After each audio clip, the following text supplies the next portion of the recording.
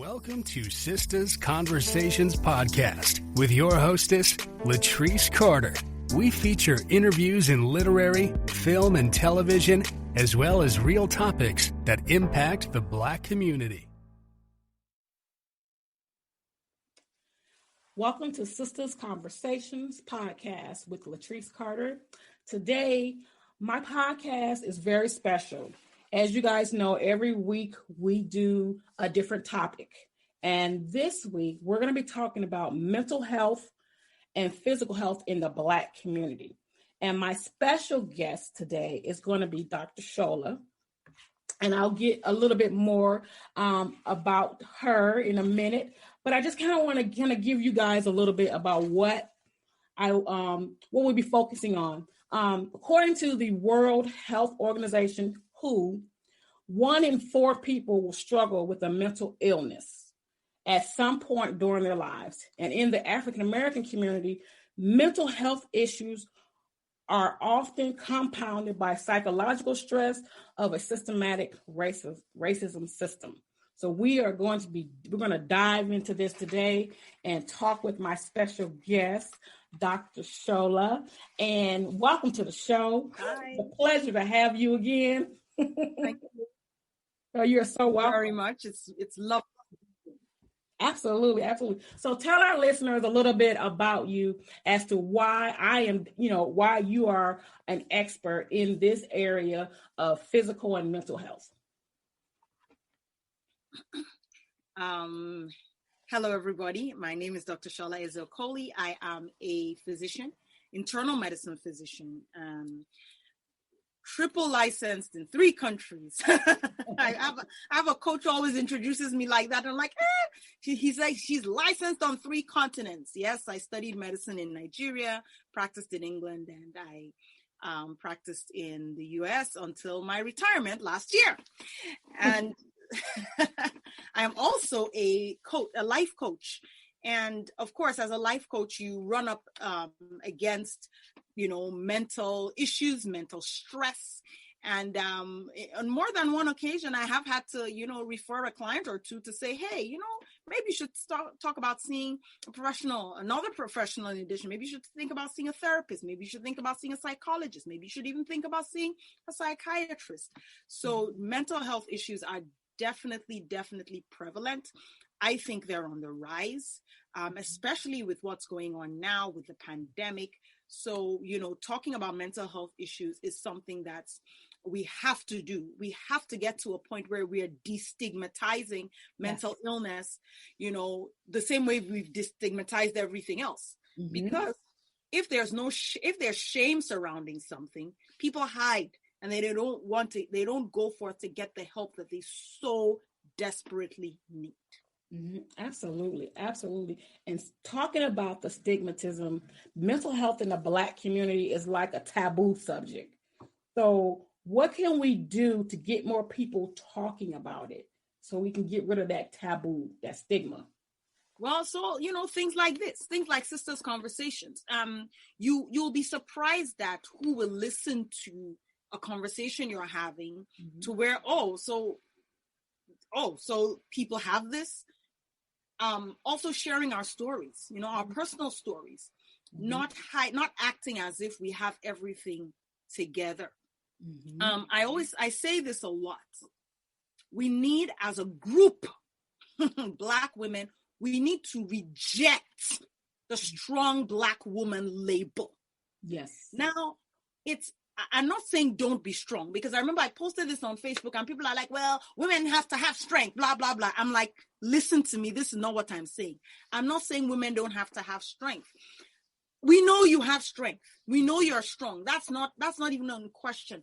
But that strong Black woman label has done more harm than good, because it's not allowed Black women to be vulnerable. It's not allowed Black women to express and process their pain, because a lot of unprocessed pain leads to mental illness, mm-hmm. or makes mental illness worse. Reject the strong Black woman label. If somebody calls you a strong Black woman, what people call me a strong Black, I say, no, I'm not a strong Black woman. I'm me. Mm-hmm. I tell them outright, I'm me, because mm-hmm. that means I'm allowed to be strong when I'm strong. I'm allowed to be tired. I'm allowed to be vulnerable. I'm allowed to be human. Humans are not strong all the time. Sometimes we're strong, sometimes we're not. Sometimes we're weak because we're human. Absolutely. So if accepting the label strong Black woman allows us and gives other people permission to minimize our pain. So those are some of the things we can do by talking, by sharing our personal stories, and by rejecting labels that don't fit.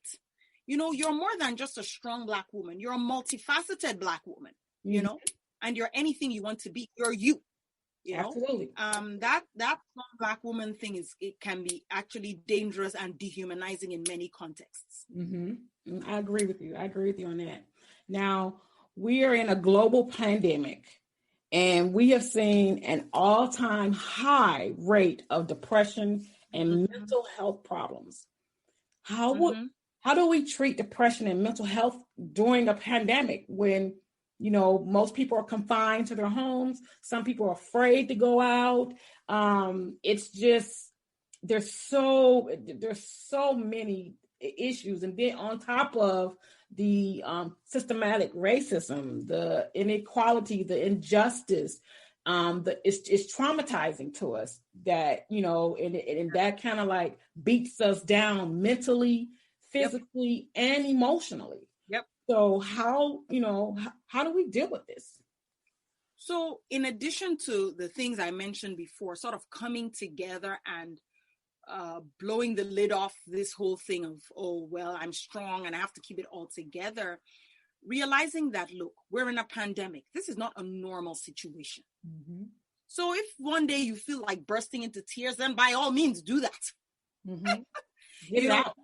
You don't let it out. You don't have to be strong during a pandemic. I mean, obviously you need to survive, but trying to pretend that things are normal during a pandemic, it doesn't work. You know, I like right now we're talking, I'm literally stir crazy. I'm looking for a place to go. I sit in this place, this room all day long. I'm like, I need to go somewhere, or else I remember I said to my husband, I said, look, Holmes, because I would have eaten you all alive. You the same way you treat mental illness, the same way you treat mental illness when it's not a pandemic is the same way you treat it when it is a pandemic. You know, opening up to the people around you, opening up to your support system. If you have the availability of having a some kind of mental health provider, you know, and it's on different levels. Like some people, you talk to a life coach, you're fine. Some people may need further help with a therapist. Some people might need a psychiatrist. Those services are still available, and they're actually now available in telehealth platforms, because guess what? Even the psychiatrists don't want to catch COVID. So nobody's trying to have more interaction than they should. But I last year engaged in the services of therapists through BetterHelp. And I started doing therapy last year on a regular basis. And every week I'm in the therapist chair, you know, talking about my issues, you know. I tell people this, I walk my talk. I'm not going to tell someone, see a therapist, see a psychiatrist, talk to a coach if I'm not doing that myself. Because guess what? Then I lose credibility. So I have a therapist. I have life coaches. I have my sister-in-law actually happens to be a psychiatrist. Now, last year, between April and June, I became depressed. It was really, really bad. And I had no reason to be, as it were. So I couldn't say, oh, I was depressed because of this. My life was going well, as fine as you could in a pandemic. But after I came out of it, I started talking about it. I shared about it. I sent it to my email list. I put it on Facebook. Like, look, this is what you guys haven't seen me on Facebook the last 3 months because this is what I've been dealing with. I've been dealing with this. I can't, sometimes at night, I couldn't sleep without taking melatonin.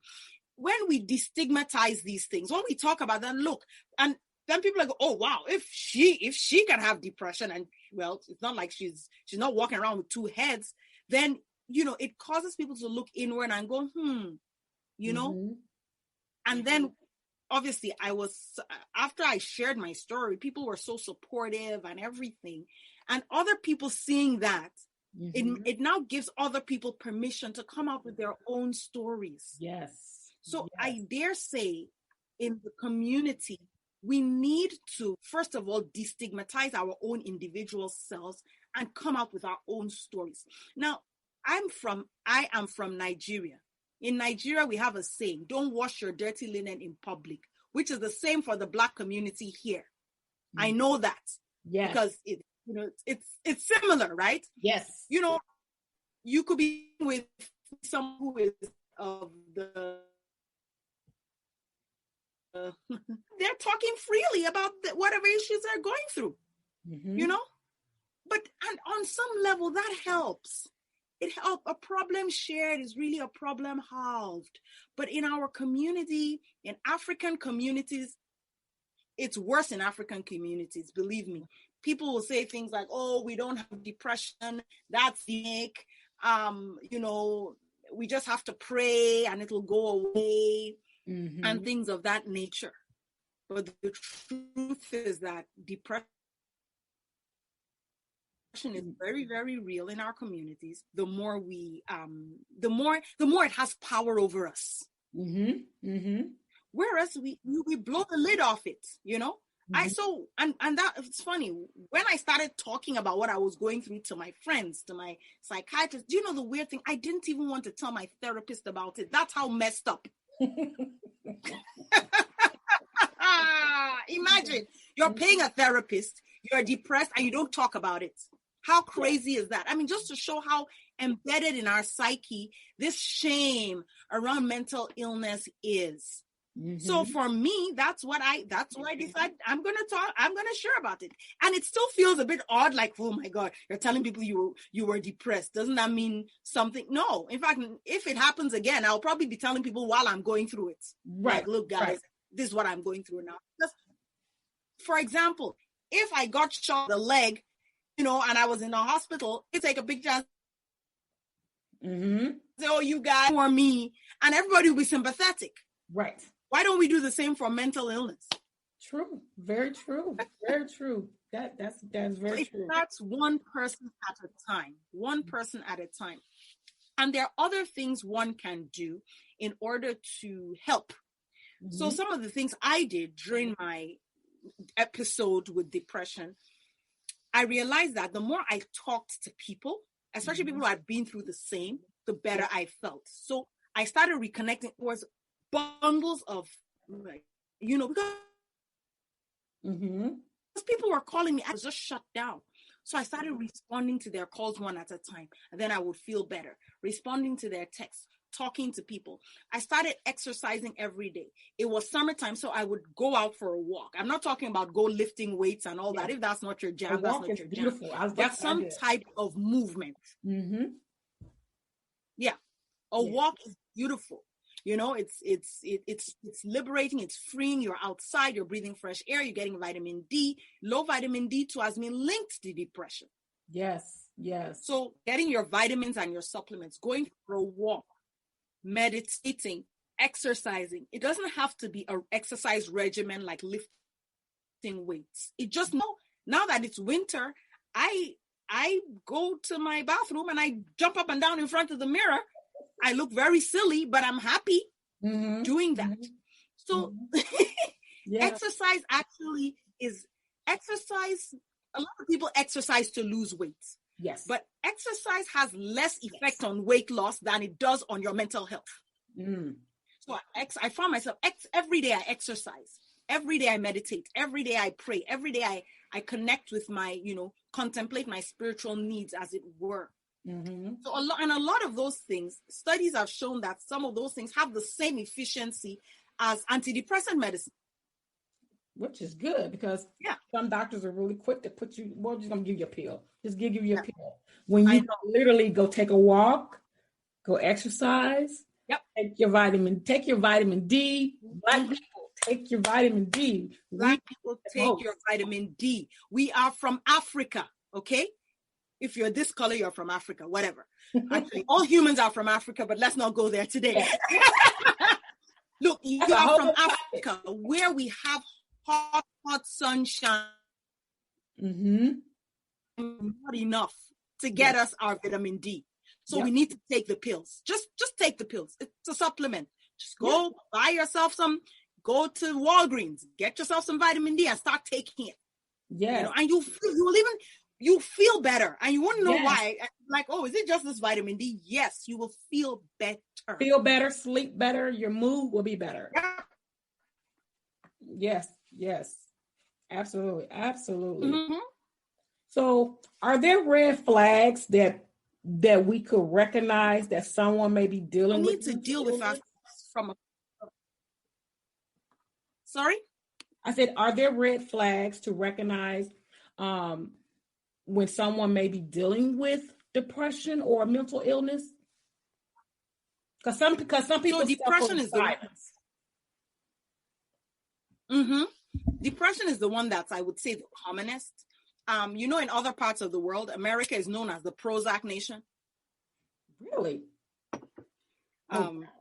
Yep. I didn't know that. I know. Oh, wow. America is known as the Prozac nation. So we're taking all this Prozac and we're still depressed. So, you know, that tells you that it's not, one and one doesn't make two all the time, right? If you start to lose interest in things that you would normally like, even to me, even before, depression is not, you don't always feel sad, you know?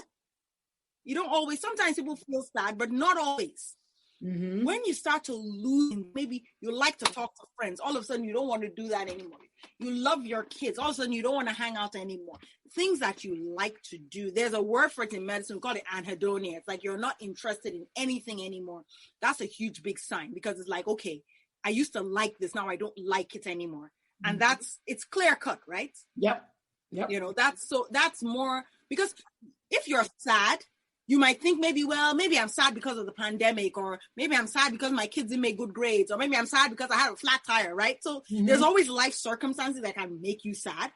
But when you start to lose interest in the things you like, that's a huge red flag. Then there's the other things like, yes, the feeling sad, the low mood, feeling like you're, from this is my personal description, like you feel slow. I was describing it to someone. I said, I feel as though my brain is in molasses. It's going in slow motion. Like I just wanted to lay down and stare at the walls.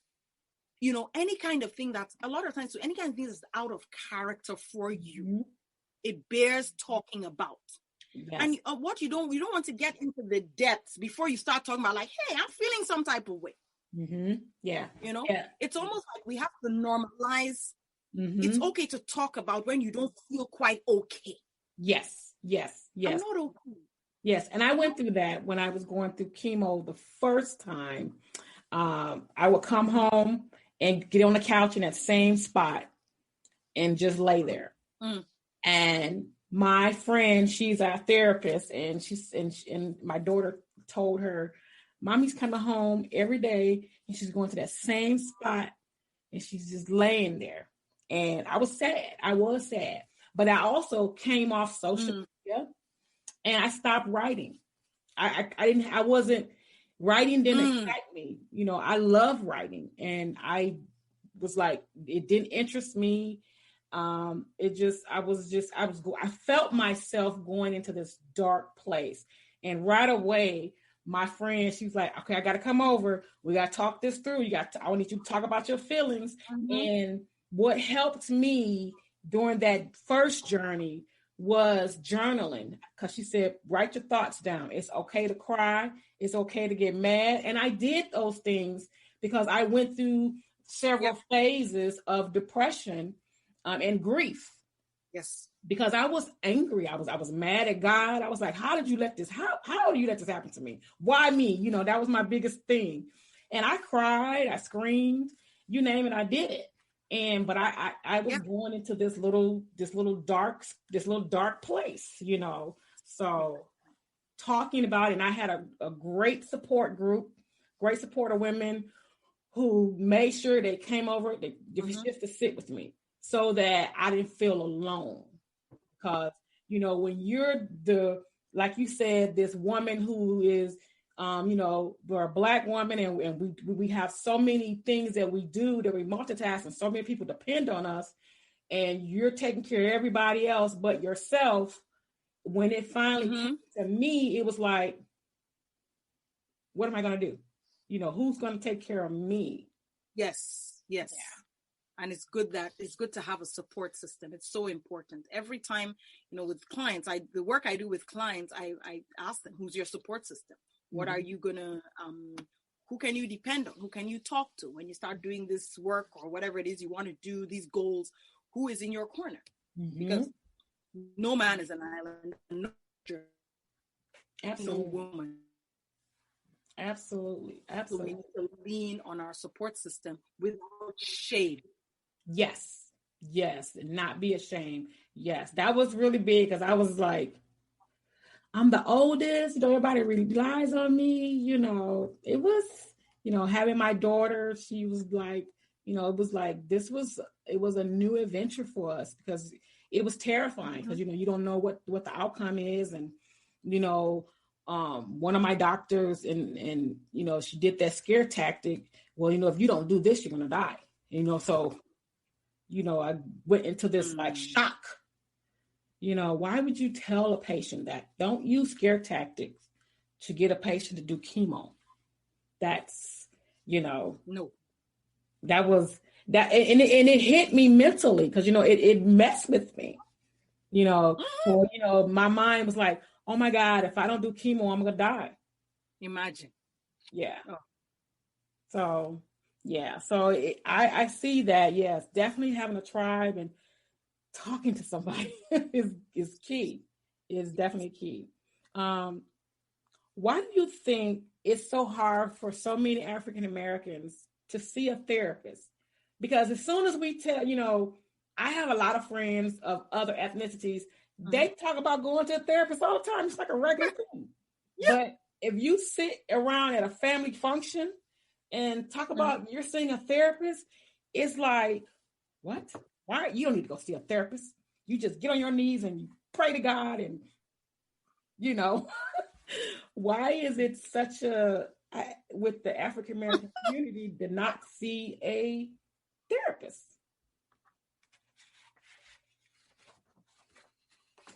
I mean, it's part of that stigma, right, that we talked about from before. And the fact is that, I've even heard people say things like, well, we survived slavery. What is this? I'm like, no, that's not. Slavery was trauma. And those people need as a therapist, just didn't have one. Right. So that shouldn't be our standard. You see, I think to a certain degree, we've lowered our standards so much that, it's all like, well, only need to someone if you're like suffering. But no, when I started seeing a therapist, I wasn't suffering. I knew that there were certain things and traumas from my past and childhood that I needed to deal with, and certain ways of thinking that I needed to change. That was it. But like you said, our people, we who know better need to normalize these things. So when you are in the conversation, tell them you're seeing a therapist, and it's like, yes, I am seeing a therapist. Why are you seeing a therapist? Obviously, you don't have to go into the details of what you're talking with your therapist about, but the more as we all start to keep moving forward, everybody will eventually catch up. So if you're seeing a therapist, say it. I tell people all the time. I say, yeah, I'm seeing a therapist. Yes. Jesus is, Jesus, there's nothing wrong with it. Jesus created therapists. Hello. The same way Jesus created doctors, because our Christian peeps, they're like, you just have to pray. Yes, I'm praying and I'm seeing a therapist too. That's right. Jesus is not only the therapist. I have an actual therapist too. Exactly. Because if you say, oh, I don't need therapists because I have Jesus, that means you don't need a job because you have Jesus. Why don't you just go, oh God, oh Jesus, give me money and stay there? and they come back to repo your car, then you're going to know. Yeah. He said work. You have to work. Exactly. Because those same people, they go to a job. So I'm like, so why are you going to a job if God gives blessings? Mm-hmm. Just stay home and don't do a job. Mm-hmm. And you even send your kids to school because you see, so when you find that when you extrapolate their reasoning, it doesn't hold up. Correct. Absolutely. Now, I know your physical health plays a key role in your mental health. So if you're not physically healthy, you're bound to have some mental health issues. Can you explain why that happens? Well, the thing is that the mind and the body aren't separate, right? Right. Some people have even argued that the body itself is a mind of its own. Mm-hmm. Think about it. When you're scared, you feel it in your heart. When you're angry, you feel this flushed feeling in your face. Mm-hmm. So our body feels the things how do I put it? I would say our body feels the things our mind feels. And vice versa. Mm-hmm.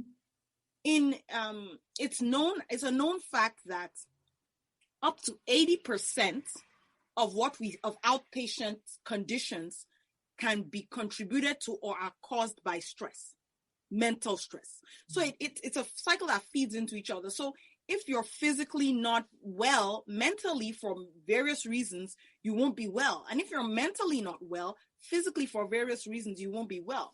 Like there's some illnesses that actually come with a higher rate of depression, like cancer, like diabetes. Mm-hmm. They themselves come with a higher rate of depression. Even patients with dementia have higher rates of depression as well. So the toll of the physical illness, one of the things that it causes is mental illness as well in a lot of cases. And a lot of mental illnesses cause physical illness too.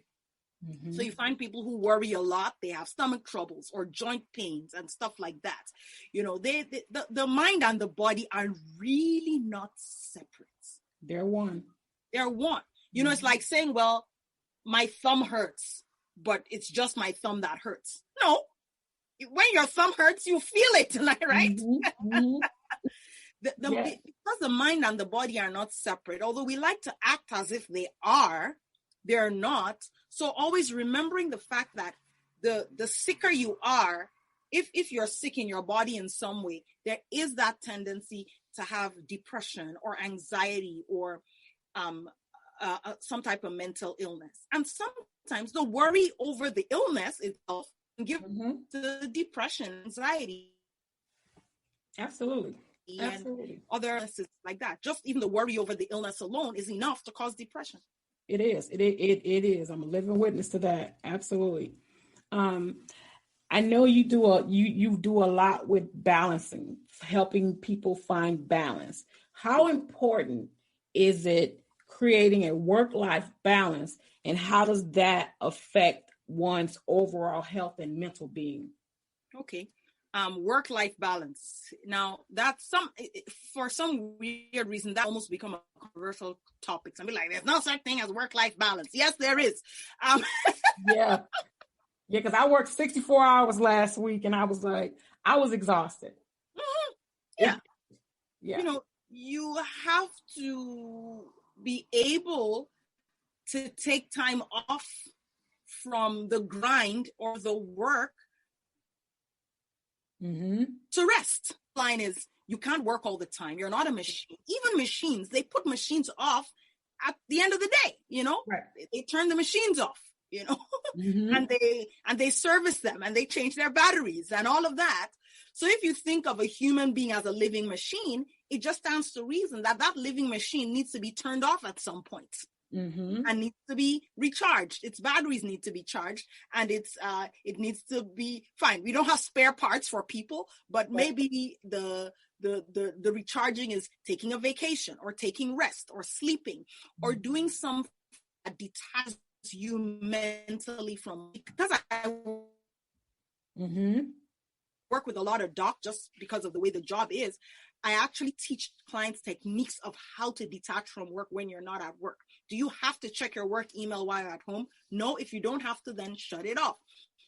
You work shifts, and there's no reason for anyone to call you. Turn off your computer. Yeah. I have clients who we have a symbolic gesture where it could be a cheap bracelet that you take off every time you leave work. Like, okay, here it is. I'm leaving this at work. You know, and even people who work from home, for people who work from home, it's even more important. Like for me, that's why I try my best to work in an office. I have a tiny little space, which I'm very proud of, but that is where I usually work.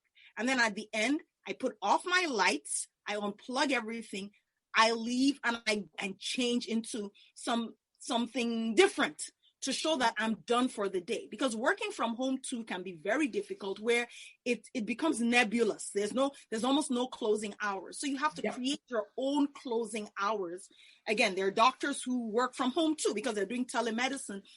Change out of your white coats. I would say if you're doing telemedicine and you're a doctor, a nurse practitioner, whoever, maybe at work now wear a coat, and then at the end take it off, so that there's a symbolic line being drawn between work and home. You can't mix them all up, or else that's a recipe for disaster. You will not know whether you're coming or whether you're going. You won't know whether you're at work or whether you're at home. So even me who work from home, in an hour, I'm going to be swanning around in my robe.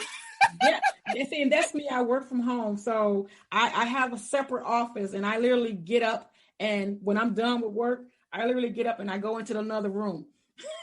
And I'm either reading a book or I'm watching some television so I can unwind and separate from work. But when I work those long hours and I'm exhausted, it's hard to disconnect. And I feel it because I can't sleep, because I've been up since 7 and I'm still at work at 11:30 at night. So when I get ready to go to bed, my brain is like, it's numbers, financials, it's going all over, and I can't get to sleep. I literally had insomnia a week or so ago, where I literally, it was actually Saturday night. I worked Saturday. I was supposed to only work for 4 hours. I ended up working 8 hours, and I got off work. I finished what I was doing, and I went into the other room, and I literally watched TV from 8 p.m. to 4 a.m. in the morning because I could not sleep. Oh no. But that's the thing about TV. TV is deceptive. TV keeps you awake. That the whole, especially if you have one of the newer screens, the whole blue screen thing. So the best thing to do if one can't sleep is to engage in some purposefully unwinding activity. So something makes you slow down. A lot of times when we're watching TV, if you're watching something, we're not into it and all of that. Doing something that's purposely slowing you down, listening to soft music, turning out the lights, taking a bath, listening to meditations online. If you go online, thank God for YouTube. There's a lot of free sleep meditation. There's so many of them, things that. So sometimes, especially if you're a high level, if you do a lot of high level work, your brain is like turned on, like ding, ding, ding. So you want to do something that's doing the opposite, that's winding your brain down and slowing things down so that you can finally get to sleep. Because it's hard to go from fully awake to fully asleep. So and I tried taking some melatonin. It didn't work. Melatonin is funny. It doesn't work in all circumstances. It did not work. I was having this very interesting discussion with a pharmacist friend of mine. She said to me, because during that time I was having anxiety and depression, I was taking melatonin. And she said to me, okay, so let me tell you this. And I didn't know this. Yes, I'm a doctor and doctors don't know everything. She said melatonin causes rebound insomnia. So in some instances, melatonin can actually make your sleeplessness worse. And what happens, people do then is, what you should do then is stop taking it. But what do people do? They take more. So that you get more of the same. And I took it there one time and I was like, this didn't even put me to sleep. And I bought the NyQuil one. I was like, oh, this is going to knock me out. I was wide awake. Yeah. I was like, oh my God, I'm still awake. And yeah. So you have to kind of take care of those other circumstances to help your brain wind down. So I would venture out to say melatonin on a brain that's like going might not work very well. Yeah, I've learned that lesson. I was like, okay, we can't take melatonin because it doesn't work because my brain, is all over the place. So I find you need some chamomile tea. Yeah, some chamomile tea, a nice hot shower. And that worked. Oh my God, I hit the pillow and I'm out. So I've learned what works. Absolutely, yep. Absolutely. So you have created, I visited your website and you have a new ebook on your website, Making Time Out of No Time. Tell us a little bit about that. And I have the egregious promise that if you download the book, it will save you 10 hours a week. Oh. I will tell you about the book. It is, so I find that a lot of time management books are written by, CEOs that have 50 secretaries. Like, it's like, okay, yeah, of course. So I don't want to listen to them. I want to listen to another me talk about time management. A person who is just a regular person who has a job and a business and a family and a podcast and a this and a that and the other, and juggling many, balls. So it's on sholaezeokoli.com, and you can just, you'll be added to an email list, but you can always unsubscribe if you don't like my further emails. I like the fact that it was written. I wrote it when I had a job. My business was new. I had 2 small children. I had ministry. So the time I wrote was, I was just trying to navigate and say, okay, how do I make my life work for me? And so that was how I came up with that book. I talk about 7 principles and 1 bonus one. I talk about knowing where your time is going, organizing your time around your priorities, not the whole world's priorities, using a schedule, leveraging the power of incremental change. You have this big project to do, but guess what? If you work on it 15 minutes a day, very soon project will be gone. Setting boundaries, very important. Eliminating time-wasting activities. Sometimes some people are like, I don't have time to do this, but then you're out there at 12 midnight because your sister called you to take down her braids. It's like, why? Or you're helping somebody move across town. It's like time-wasting activities. Don't tell me you don't have time if you're doing time-wasting stuff. I ain't going to listen to you. Saying no to things so you can say yes to what truly matters. And I also think if you do this, you're still kind of frazzled, you may need the help of a professional, a coach, talk to your therapist, and hire a professional. There are people who help people organize their lives, and life coaches do that, but there are actually some people who just, that's what they do. And working with somebody like that is very valuable in just helping manage it better, because you have life is terminal, and if you waste.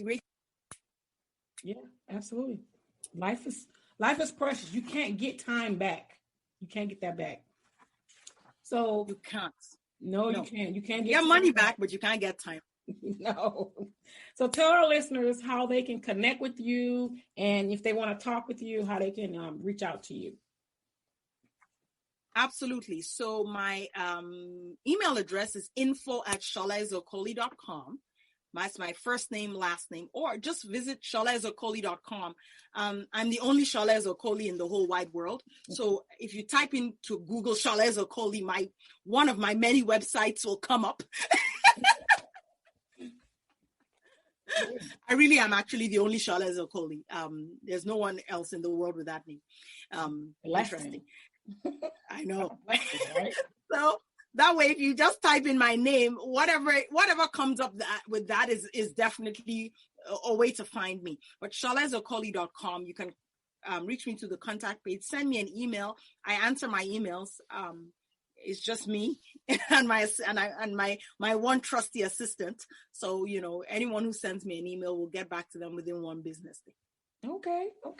Great. Thank you so much for being on the show today for us to talk about mental health and physical health.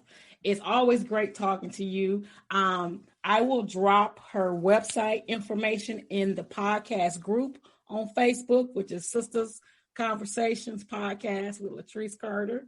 And you guys definitely go and, connect with her. This is something that we have to, as a people, talk about mental health and our physical health. And please, all my brothers and sisters, go get y'all some vitamin D, please. Yes. The levels. Yes. Winter, you are Africans, you need more the sun. There's no sun. To get vitamin D from the sun, you have to be in the sun for 30 minutes a day. Mm-hmm. Guess what? Chicago winter, we don't have that. Mm-hmm. So get your vitamin D, take your 5,000 units a day, and obviously see your doctor if you need any further medical advice or treatment. Yes. And the one thing that my oncologist did a podcast last week, you have to be your own advocate. Ask for the test, the blood test, so that you can get tested to see where your levels are so that you know your numbers. Because vitamin D plays such a extravagant role in mental health, in your well-being. So I strongly encourage you guys to invest in your health, be your own advocate. And we are excited and happy to share information to our community, because we are here to not just entertain you, but to be informative, to inspire you, and to empower you, and to equip you with the tools and resources that you can use to make your life better. Dr. Shola, did you want to have any closing remarks before we go? But I think now that we're in a pandemic, it's so important to take care of your mental health. You need to prioritize that. Obviously, your physical health, staying safe, wearing your mask, taking your vitamins, making sure you have good sleep, rest, eating healthy. All those things are things that help to boost the immune system. But as we're talking about, your mental health is so important. If you're feeling, quote unquote, some type of way, don't ignore it. Don't ignore it like, it'll pass. Maybe it won't. Talk to somebody. Start with talking to your friend. If talking to your friend doesn't work, get a therapist. There are online therapists now because of COVID. Talk to your healthcare provider about referring you to a mental health provider. Talk to somebody. Don't ignore your own mental health. Have enough self-love to do the right thing you. Absolutely. Well, thank you again, Dr. Shola Ezeokoli, right? Did I say that right? Your last name? Not quite. What's that? I said, did I say your last name correct? Ezeokoli. Okay. My tongue is getting tied over here. It's Ezeokoli. Ezeokoli. There you go. Thank you so okay. much. Yes. Thank you so much for being on the show today. I appreciate you. You're most welcome. Well, have a blessed. Thank you for having me. I had a great time. Absolutely. Me too. Thank you. Thank you. Okay. Thanks to our special guests for joining the show today. Be sure to follow us on your favorite streaming channel so you don't miss a show. We can be heard on Spotify, Apple, iHeartRadio, Spreaker, and YouTube at Sistah's Place. Visit our website, www.sistahsplace.com, to learn more about us.